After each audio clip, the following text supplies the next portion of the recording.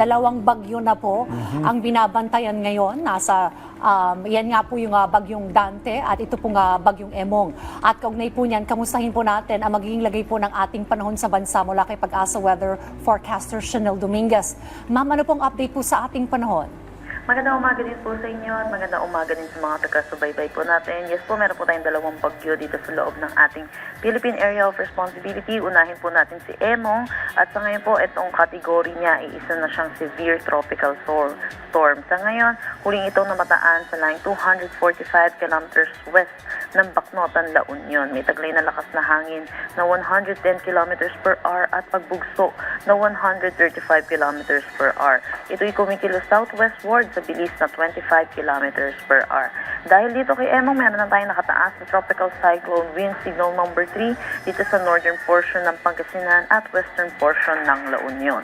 Signal number 2 naman dito sa Ilocos Norte, Ilocos Sur, rest of La Union, western portion ng Apayao, Abra, Kalinga, Mountain Province, Ifugao, Benguet, central portion ng Pangasinan at western portion ng Nueva Vizcaya. Signal number 1 naman sa Batanes, Cagayan, kasama na ang Babuyan Islands, western at central portion ng Isabela, rest of Nueva Vizcaya, Quirino, rest of Apayao, rest of Pangasinan, northern at central portion ng Zambales, Tarlac, western at central portions ng Nueva Ecija.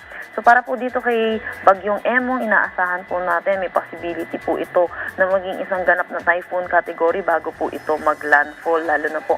Kaya pinag-iingat po natin mga kababayan po natin, lalo na po dito sa may Ilocos region, dahil mamayang gabi po yung possibility po ng kanyang landfall or bukas po ng madaling araw. At ito po ay magta-traverse dito po sa Northern Luzon, kaya inaasahan po natin may mga pag-ulan po tayo, mga significant rainfall po tayong aasahan, lalo na po dito sa Northern Luzon.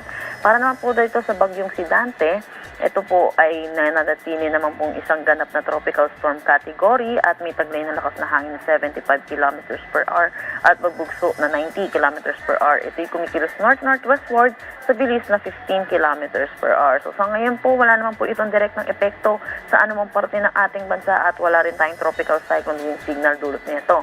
Pero dahil po meron tayong Emong at Dante, nagkakaroon po tayo ng Fujiwara effect at ito po ay nag-enhance ng ating southwest monsoon na inaasahan natin magdadala pa rin po ng mga tuloy-tuloy na pag-ulan dito sa Metro Manila, Bataan, Pampanga, Bulacan, Cavite, Laguna, Batangas, Rizal at Occidental Mindoro. Asahan naman po natin mga paminsan-minsan bugso ng pag-ulan, dulot pa rin ng habagat dito sa Western Visayas, Nueva Ecija, Aurora, Quezon, rest of Mimaropa, Camarines Sur, Albay, Sorsogon at Masbate.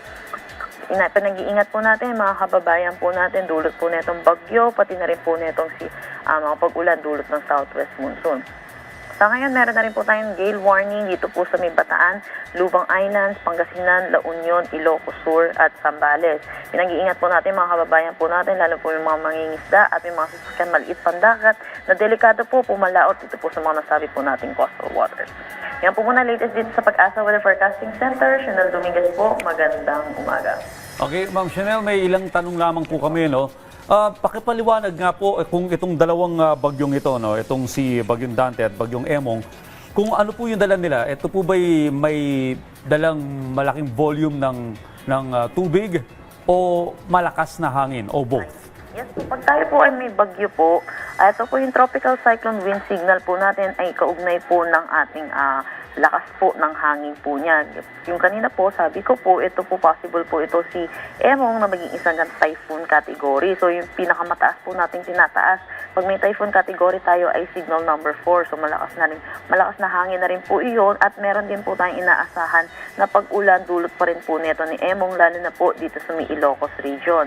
At habang po babaybayin po niya yung Northern Luzon, humihila pa rin po ito ng habagat, kaya malaki din po yung portion ng Luzon na makakaranas pa rin po ng mga pag-ulan. Alright, Ms. Chanel, nagkakaroon na ba ng interaction itong dalawang bagyo, itong Dante at saka itong Emong?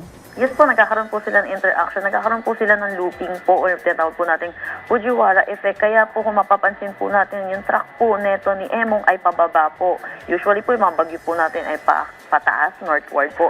Pero ito po si Emong bababa po muna, possible hanggang Pangasinan area po, and then tsaka po siya magla-landfall pa po Ilocos region at magta-traverse po ng Northern Luzon at lalabas din po naman possible po dito sa may Babuyan Islands po. Ma'am, dahil binanggit nyo nga yung Fujiwara effect, at kung saan yung dalawang bagyo ay naghihilaan, may posibilidad po ba na magtagal ito sa Philippine Area of Responsibility? Kaya po natin dahil po itong si Dante ay palabas na muna po ng ating Philippine Area of Responsibility. Possible po paglabas po niya ay Friday din po, bukas po. At ito naman po si Emong, inaasahan din natin lalabas ng Saturday. So yun po hindi naman na po. Alright, last na lang sabi niyo ma'am, possible umakyat sa typhoon category si Emong bago maglandfall. Saan po magla-landfall? Inaasahan po itong Emong? Yes po, kung inaasahan po natin anywhere po dito po sa may Ilocos region. Pero yun, kahit po mag-landfall po ito, asahan po natin bilang bagyo, magkakaroon po ito ng mata. So yun, ang pinakadelikado pong parte ng ating bagyo ay yung eye wall po niya. So yun po, mag-ingat po yung mga kababayan po natin. Huwag po natin ding hintayin yung landfall scenario po natin. Alright, well on that note, maraming salamat po sa update. Missional Dominguez mula po sa DOST Pagasa.